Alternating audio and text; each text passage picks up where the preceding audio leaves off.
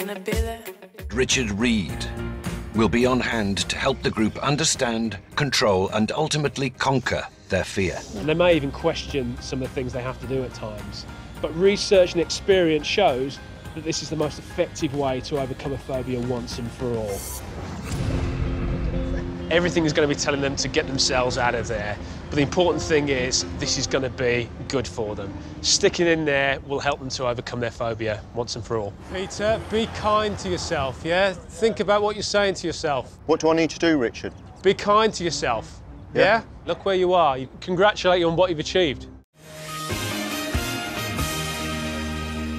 We're taking your calls on anger management. Richard Reid. Good morning, Richard. Good morning. I think, as Dawn said, Melanie, I think you've got quite a lot going on there. Quite a lot going on, absolutely. So I think you need to sort of try and break it down. At the moment, it sounds like you're tying all those things together.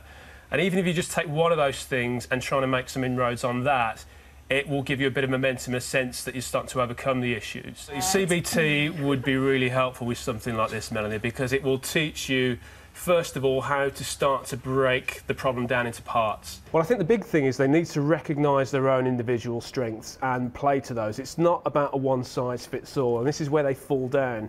Charisma is not about necessarily being the loudest person in the room or having a particular set of gestures. It's about recognising who you are and accentuating those unique qualities. And so many of these politicians are a one-size-fits-all. So we see that with Cameron, we see that with Clegg, and even Miliband is trying to get in on the act now, and it's quite cringeworthy, to be honest. It's a fine line. Some people just aren't going to get there at all. You have to have something to work with in the first place, but you can improve what you've already got. And I think the difficulty is perhaps with Ed Miliband in particular, is that he's... Hell yeah, exactly. He's been told to toughen up his act. And how inauthentic does that look? I watched that and I just felt my stomach tighten up.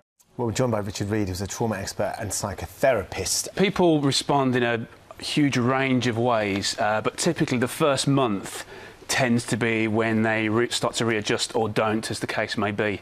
So really with that first month, it's really what we call watchful waiting. So we're observing how people get on, getting them to pick up on some of the obvious symptoms of stress and trauma, and then if the symptoms persist, it's then that we might look to provide some more intensive support.